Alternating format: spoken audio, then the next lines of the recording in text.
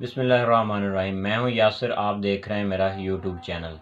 आज हम बात करेंगे कि पीटीआई को बैन क्यों किया जा रहा है, कोशिश की जा रही है। और हम बात करेंगे कि इमरान खान साहब को सियासत से बाहर करने की कोशिश क्यों की जा रही है। इसको समझने के लिए हमें थोड़ा सा पस मंज़र में जाना पड़ेगा, 1 साल पीछे। आपको पता है कि अमेरिका जब अफ़गानिस्तान से निकल रहा था तो वो पाकिस्तान से अड्डे मांग रहा था। उन्होंने जब पाकिस्तान से अड्डे मांगे तो इमरान खान साहब ने उन्हें मना कर दिया। और इसके बाद जब इमरान खान साहब रूस गए तो इमरान खान साहब ने रूस जाने से पहले यहाँ एक मीटिंग की जिसमें तमाम आर्मी चीफ, पूरी इस्टेब्लिशमेंट और पाकिस्तानी हुकूमत ने ये फ़ैसला किया कि हमें रूस जाना चाहिए। जिसकी वजह से इमरान खान साहब रूस चले गए और वहाँ जाकर जब गए तो वहाँ जंग शुरू हो गई। जंग शुरू होते ही यूक्रेन, क्योंकि अमेरिका का इत्तेहादी है, इस वजह से अमेरिका ने पाकिस्तान पर प्रेशर डालना शुरू कर दिया। तो यहाँ पर जो इस्टेब्लिशमेंट बैठी हुई थी उन्होंने अपने हाथ खड़े कर दिए। इमरान खान साहब की पॉलिसी यही थी कि हम रूस की मजम्मत नहीं करेंगे, लेकिन बाजवा साहब ने थोड़े ही दिन बाद रूस की मजम्मत कर दी और अमेरिका का साथ दे दिया।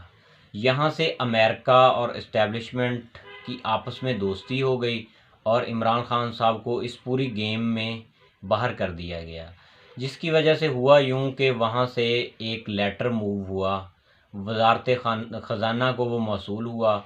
उसमें आपको पता ही है कि जब इमरान खान साहब को निकाला जा रहा था तो इमरान खान साहब ने इस्लामाबाद में जलसा भी किया था। वो उन्होंने लेटर को लहराया भी था और पूरी कौम को दिखाया भी था। जब उस लेटर की इमरान खान साहब ने तफसीलात नहीं बताई थी। उस लेटर में लिखा ये था कि अगर आप इमरान खान को हुकूमत से निकाल देंगे तो हम आपको माफ़ कर देंगे, अगर आप इसको हुकूमत से नहीं निकालेंगे तो आपको इसके संगीन नताइज भुगतना पड़ेंगे। तो इस्टेब्लिशमेंट ने अमेरिका का सहारा लेकर इमरान खान साहब पर कार्रवाई डालना शुरू कर दी। उनके जितने भी इत्तेहादी थे उनको तोड़ना शुरू कर दिया। आप ये देख लें कि रजीम चेंज यहीं से साबित होता है कि जब वो लेटर आया उसके एक दिन बाद पार्लियामेंट में नो कॉन्फिडेंस मोशन को मूव कर दिया गया और अगले ही दिन उसको पास करवा लिया गया।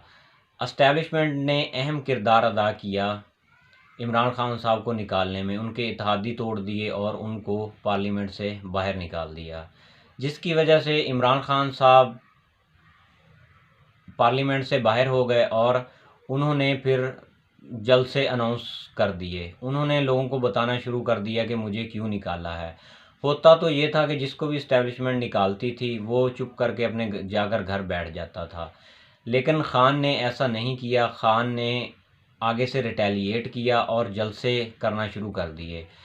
जलसे जब होने शुरू हुए तो लोगों ने काफ़ी बड़ी तादाद में जलसों में आना शुरू कर दिया। आपको पता होगा कि पेशावर का एक जलसा हुआ था जो कि पाकिस्तान की तारीख़ का सबसे बड़ा जलसा था और मीनार पाकिस्तान को इमरान खान साहब ने 5वीं दफ़ा लाहौर में फिर भर दिया था, जिसकी वजह से लोग मोहब्बत का इजहार कर रहे थे। आपको पता है कि उसके बाद इमरान खान साहब की गवर्नमेंट चली गई और शहबाज शरीफ साहब की गवर्नमेंट आ गई और उन्होंने फिर यही काम पंजाब में भी किया और उस्मान बुज़दार साहब की गवर्नमेंट को चलता किया और हमज़ा शहबाज शरीफ साहब की गवर्नमेंट आ गई। इमरान खान साहब ने एक लॉन्ग मार्च को अनाउंस किया, जिसकी वजह से हुआ ये कि 25 मई को जब ये लॉन्ग मार्च था, लोगों ने जब लॉन्ग मार्च इस्लामाबाद की तरफ खान साहब पेशावर से लेकर आ रहे थे, लोगों ने पंजाब में मुख्तलिफ़ जगहों पर इकट्ठे होकर लॉन्ग मार्च की तरफ बढ़ने की जब कोशिश की तो पंजाब पुलिस ने उन पर जुल्म करना शुरू कर दिया। ये सबसे ज़्यादा जुल्म लाहौर में हुआ था। आपको पता है कि यास्मीन राशिद साहबा की गाड़ी को तोड़ दिया गया और उन्हें वहाँ से अपनी जान बचाकर भागना पड़ा। वही टर्निंग पॉइंट था। उसके बाद जो 25 पीटीआई के एमपीए थे उन्होंने उनको डिस्क्वालीफाई कर दिया गया और उन पर दोबारा इलेक्शन होना थे। 5 मखसूस नशिस्तें थी और 20 पर इलेक्शन थे। उन 20 पर इमरान खान साहब को यही कहा जा रहा था कि आप हार जाएंगे, आप 3 जीतेंगे या 4 जीतेंगे या ज़्यादा से ज़्यादा 5 जीतेंगे और पीडीएम 15-16 सीटें निकाल जाएगी और अपनी हुकूमत बना लेगी। लेकिन इमरान खान साहब ने हिम्मत नहीं हारी और वो उन्होंने भरपूर तरीके से इलेक्शन कैंपेन की और 15 की 15 सीटें निकाल ली। ये लोगों ने जो 25 मई वाला गुस्सा था वो वोट के ज़रिए इस एस्टेब्लिशमेंट और हुकूमत को दिखाया। वहाँ से एस्टेब्लिशमेंट को समझ नहीं आई कि हम जिस पीडीएम का साथ दे रहे हैं, लोग उनके ख़िलाफ़ खड़े हो गए हैं। फिर एस्टेब्लिशमेंट की ज़िद बन चुकी थी कि इमरान खान साहब को हर हाल में सियासत से बाहर करना है। बाजवा साहब वहाँ से चले जाते हैं, अपनी कुर्सी से हट जाते हैं और वहाँ पर आसम मुनीर साहब नए आर्मी चीफ लग जाते हैं। आसम मुनीर साहब की अभी तक तो यही पॉलिसी है कि खामोशी से अपना काम करते रहो और किसी को कोई चीज़ भी शो ना करवाओ। वो अपना काम खामोशी से करते रहते हैं। वो बाजवा साहब की तरह ना कोई स्टेटमेंट देते हैं, ना ही कोई किसी से बात करते हैं। तो इमरान खान साहब ने फिर परवेज़ लाई की हुकूमत बन गई और 12-13 जनवरी को इमरान खान साहब ने ये असम्बली जो खैबर पख्तूनख्वा थी और पंजाब की असम्बली थी ये डिज़ोल्व करवा दी, जिसकी वजह से हालांकि वज़ीर दाखिला राणा सनाउल्लाह और अता तारड़ पंजाब असम्बली में आकर बैठे हुए थे कि इनकी 186 नशिस्तें पूरी नहीं होने देनी, लेकिन इमरान खान साहब ने इनके साथ एक गेम की और असम्बली डिज़ोल्व करवा दी। आपको पता है कि जब असम्बली डिज़ोल्व हुई तो 2 माह तक इलेक्शन का कोई नामो निशान नहीं था। जब सुप्रीम कोर्ट ने देखा कि ये लोग इलेक्शन नहीं करवाना चाहते तो उन्होंने एक सो मोटो लिया और 90 दिन के अंदर अंदर इनको इलेक्शन करवाने का कहा और उसमें कुछ गुंजाइश पैदा की, लेकिन फिर भी 90 दिन के बाहर कुछ इलेक्शन चले गए, उनको बढ़ा दिया गया। ये सुप्रीम कोर्ट ने आइन और कानून की रूह से ये सारा कुछ किया था, लेकिन फिर भी आप देख लें कि ये इलेक्शन अभी तक ना ही करवाने का मूड है और कल इलेक्शन कमीशन ने इन इलेक्शन को मुलतवी कर दिया है और ये इलेक्शन अब 8 अक्टूबर तक ले गए हैं। पहले यही इलेक्शन कमीशन जब अदालत में पेश होता था तो ये इलेक्शन कमीशन कहता था कि हमारे पास कोई आईनी हक नहीं है कि हम इलेक्शन की डेट दें। आपने कल देखा है कि इसी इलेक्शन कमीशन ने खुद ही डेट देकर इलेक्शन को पोस्टपोन कर दिया। लेकिन इमरान खान साहब फिर भी नहीं हार रहे। जब एस्टेब्लिशमेंट और पीडीएम को लगा कि अगर ये बंदा दोबारा हुकूमत में आ जाता है तो हमारी फिर सियासत ख़त्म हो जाएगी। सीनियर सहाफ़ी सोहेल वड़ैच ने भी यही कहा है कि पीडीएम अपनी सियासी मौत मर चुकी है। आगे जो मुस्तकबिल में पाकिस्तान का वज़ीर आज़म और लीडर है वो इमरान खान है। इन्हें चारों तरफ से शिकस्त मिल रही है और इस्टेब्लिशमेंट बज़ाहिर इनके साथ है और उसको भी शिकस्त हो रही है। फिर उन्होंने एक तरीका ये इख्तियार किया कि इसको मार दिया जाए, क्योंकि सियासत से बाहर होने के चांसेस बहुत कम हैं। तो इन्होंने फिर लॉन्ग मार्च वज़ीराबाद में इमरान खान साहब पर पीडीएम ने हमला करवाया और जिसके नतीजे में इमरान खान साहब को टांग पर 4 गोलियां लगी। फिर वो शौकत खानम में ज़ेरे इलाज भी रहे और वो काफ़ी दिनों से अपने ज़मान पार्क वाले घर में ज़ेरे इलाज हैं। अब वो माशाल्लाह काफ़ी ठीक हो चुके हैं और ये लोग, आपको पता है कि इन्होंने जब देखा कि हमसे कुछ नहीं बन पा रहा तो इन्होंने एक ग्रैंड ऑपरेशन लॉन्च किया ज़मान पार्क पर, जिसकी वजह से लोगों पर इन्होंने तशद्दुद किया 25 मई की तरह, लेकिन लोग इनकी बात सुनने के लिए तैयार नहीं थे, जिसकी वजह से इन्हें वहां से इमरान खान साहब को गिरफ़्तार किए बगैर ही लौटना पड़ा। अगले दिन इमरान खान साहब की इस्लामाबाद में पेशी थी, तो जब इमरान खान साहब पेशी पर रवाना हुए तो पीछे से इन्होंने इमरान खान साहब के घर पर हमला कर दिया और उनका गेट भी तोड़ दिया। तो फिर इमरान खान साहब वहाँ जब पेशी पर गए तो आगे से भी इन्होंने बहुत सारी रुकावटें खड़ी करने की कोशिश की। बज़ाहिर आप वीडियो उठाकर देख लें कि वहाँ नामालूम अफराद भी थे और हमले के पूरे पूरे चांसेस थे। अगर उनकी गाड़ी वहाँ से ना निकाली जाती, आरफ हबीब भट्टी के मुताबिक कि उनका वहाँ से बचकर निकल आना एक मोजज़ा था। तो इमरान खान साहब ने उस दिन अपनी जान बचाकर वहाँ से निकल आए वो। फिर वो वापस आए, उन्होंने बताया कि ये लोग फिर से ज़मान पार्क पर हमला करेंगे, तो जिसकी वजह से ये अब पीटीआई को बैन क्यों करना चाहते हैं? ये पीटीआई को बैन इस वजह से करना चाहते हैं कि ये इनके जो अपने लोग हैं, जो इनसे 20-20 साल से चल रहे हैं, वो अब पीटीआई में शामिल होना चाहते हैं। इनकी मकबूलियत बिल्कुल भी नहीं, पीटीआई को भी बैन करना चाहते हैं। लेकिन इस एतजाज़ अहसन साहब का कहना है कि पीटीआई या किसी भी जमात को दहशतगर्द कहना एक गलत बात है और ये बिल्कुल ही मुमकिन ही नहीं है। ये सिर्फ़ और सिर्फ़ इलेक्शन से भागने की कोशिश कर रहे हैं। आपको पता है कि इमरान खान साहब एक जदीद दौर की सियासत करते हैं, लेकिन ये लोग अभी भी वही पुरानी रिवायती सियासत कर रहे हैं। किसी की वीडियो निकाल लेना, किसी की ऑडियो निकाल लेना, किसी को ब्लैकमेल कर लेना, ये अपना कोई बंदा लगा लेना। अब ये देख लें कि इन्होंने इलेक्शन कमीशन के साथ मिलकर इलेक्शन को आगे ले ले गए हैं। ये चाहते हैं कि कुछ ना कुछ भी करके इमरान खान साहब को सियासत से बाहर रखा जाए। इस पर खलीलज़ाद ने एक ट्वीट किया है कि आईएमएफ का जो प्रोग्राम है वो डाउटफुल है, जो पाकिस्तान के साथ डील कर रहा है आईएमएफ।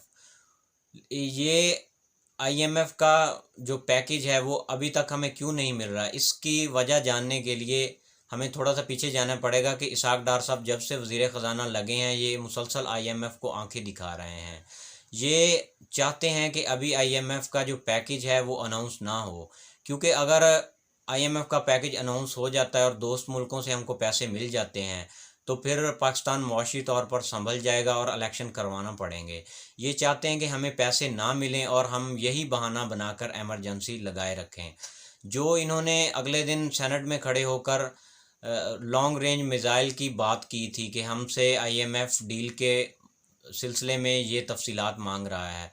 आईएमएफ ने उसकी शदीद मजम्मत की है। उसने कहा है कि हमने इनसे ऐसी कोई बात नहीं कही। आईएमएफ का जो पैकेज है वो इसलिए ही पाकिस्तान के साथ नहीं हो सका कि इसहाक डार जब से आए हैं ये मुसलसल झूठ बोल रहे हैं, जिसकी वजह से ये फिर चाहते हैं कि इलेक्शन किसी भी सूरत ना हो। लेकिन देखते हैं कि सुप्रीम कोर्ट इसमें क्या करती है। वो पीटीआई ने अभी पिटीशन दायर कर दी है, एतजाज़ अहसन साहब उनके साथ हैं। लतीफ़ खोसा साहब जो पीपल पार्टी के सीनियर रहनुमा हैं वो भी कह रहे हैं कि ये आइन पर शब खून मारा गया है। इलेक्शन 90 दिन के ही अंदर कराना पड़ेंगे। अगर इलेक्शन 90 दिन के अंदर नहीं होंगे तो फिर वज़ीर आला या वज़ीर आज़म से जो उनका असम्बली डिज़ोल्व करने का हक़ है वो भी वापस ले लिया जाए। तो अगर ये इलेक्शन नहीं करवाते तो फिर उस हक़ का रहने का कोई भी मतलब नहीं बनता। तो जिसकी वजह से ये अब हीले बहाने तो कर रहे हैं। अब ये चाहते हैं कि पीटीआई को बैन कर दें और इमरान खान साहब को सियासत से निकाल दें। लेकिन इसमें ये करने में भी इन्हें बहुत सारी मुश्किलात हैं। कोई भी जमात को सुप्रीम कोर्ट जब बैन करती है तो उसमें काफ़ी टाइम चाहिए होता है। लेकिन अभी तो इलेक्शन सर पर खड़े हैं। ये ज़्यादा से ज़्यादा 3, 4, 5 माह, 6 माह डिले कर लेंगे, लेकिन इससे आगे ये नहीं जा सकते, जिसकी वजह से इन्हें इलेक्शन करवाना पड़ेंगे। और जो ये बैन वाली बात है, ये कभी भी नहीं हो सकती। जब इमरान खान साहब इनसे सियासत में नहीं हार रहा, तो ये इमरान खान साहब को कत्ल करवाने की साजिशें भी कर रहे हैं। आपको पता है कि जुडिशल कम्प्लेक्स में भी नामालूम अफराद खड़े थे और आपको पता है कि ज़मान पार्क में भी कई बार हमला किया गया है। अब इमरान खान साहब ने स्टेटमेंट दिया है कि इन्होंने हमारे कारकुनों के दरमियान अपने लोग डालकर पुलिस वालों पर हमला करवाना है और सानिया मॉडल टाउन की तरह कोई ना कोई सानिया पैदा करना है और पीटीआई को बैन करवाने की हर तरह की कोशिश की जाएगी। लेकिन इसमें होना कुछ भी नहीं है। आप ज़ल्मे खलीलज़ाद के ट्वीट को देख लें, उन्होंने 3-4 ट्वीट किए हैं। उन्होंने कहा है कि ये पाकिस्तान में जो भी हो रहा है हमें इस पर तशवीश है। ये पाकिस्तान के सियासतदानों को इकट्ठे मिलकर बैठकर इसका कोई ना कोई हल निकालना चाहिए। तो जिसकी वजह से ये पीडीएम हुकूमत उसकी शदीद मजम्मत कर रही है। ये किसी का हक़ तो नहीं है कि पाकिस्तान को मशवरे दे, लेकिन फिर भी जो सही मशवरे देता है उसको कम अज़ कम अडॉप्ट करना चाहिए, उसे फेंकना नहीं चाहिए। लेकिन ये फिर भी अपनी फस्तायत पर मजबूर हैं। लेकिन ये कब तक ऐसा कर सकेंगे? इन्हें आखिरकार इलेक्शन की तरफ आना ही पड़ेगा और इनकी शिकस्त तो पक्की है, क्योंकि लोग अब इनसे तंग आ चुके हैं। आपको पता है कि जब इमरान खान साहब की हुकूमत गई थी तो जो महंगाई है वो 12 से 13% थी। अब यही महंगाई 40% तक पहुंच चुकी है। लोगों के पास पैसा नहीं है। जिसकी तनख्वाह 1 साल पहले लाख रुपए थी, अब वही तनख्वाह 40,000 रुपये पर आकर ठहर गई है। यानी उस पैसे की कोई वैल्यू ही नहीं बची। तो लोग धड़ाधड़ यहाँ से बाहर जा रहे हैं। पिछले 10 माह के अंदर तकरीबन 8 लाख के करीब लोग इस मुल्क से जा चुके हैं। ये सियासी इस्तेकाम ना होने की वजह से सारा कुछ हो रहा है। अगर आज ये इलेक्शन करवा दें तो पाकिस्तान में लोग इन्वेस्ट करना भी शुरू कर देंगे और पाकिस्तान से बाहर भी नहीं जाएंगे। लेबर का जाना तो अच्छी बात है, लेकिन इसमें जो तकरीबन 70% लोग हैं वो प्रोफेशनल, जिनमें डॉक्टर, इंजीनियर, चार्टर्ड अकाउंटेंट वगैरह लोग आ जाते हैं। प्रोफेशनल लोग मुल्क छोड़कर जा रहे हैं। ये एक इंतहाई तशवीशनाक बात है। इन लोगों को भी समझना चाहिए। ये लोग अपनी मराद छोड़ने के लिए तैयार नहीं हैं। आप देख लें कि ये पाकिस्तान के जितने भी बड़े हैं, इनके बच्चे जो हैं वो अय्याशियाँ करते फिर रहे हैं। तो गोल्फ़ क्लब देख लें आप, कितने कितने बड़े खोल कर बैठे हैं। ख्वाजा आसफ़ साहब ने कहा है कि अगर ये 2 गोल्फ़ क्लब बेच दिए जाएँ तो पाकिस्तान का एक तिहाई कर्ज़ा उतर सकता है। तो इन बड़ों को भी सोचना पड़ेगा कि पाकिस्तान को आगे लेकर चलना है या अपनी ख्वाहिशात को आगे लेकर चलना है। अपना बहुत सारा ख्याल रखिएगा। मेरे चैनल को सब्सक्राइब कर दें, मेरी वीडियो को शेयर कर दें, बेल आइकन को दबा दें ताकि हर आने वाली वीडियो आप तक पहुंचती रहे।